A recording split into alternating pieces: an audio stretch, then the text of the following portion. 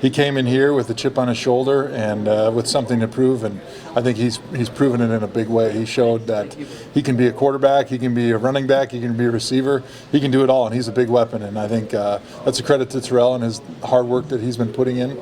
But it's also a credit to Hue in finding a way to put a tremendous athlete on the field where he can make a difference. You know, this relationship with me and him goes way back, you know, to 2011. So there's a lot of things I know about Terrelle that maybe a lot of people don't. I'm talking about as far as what he is really capable of doing. And I would say to all of you, he hadn't even scratched the surface of what he is. You know, I think he's growing each and every day as a football player, as a person.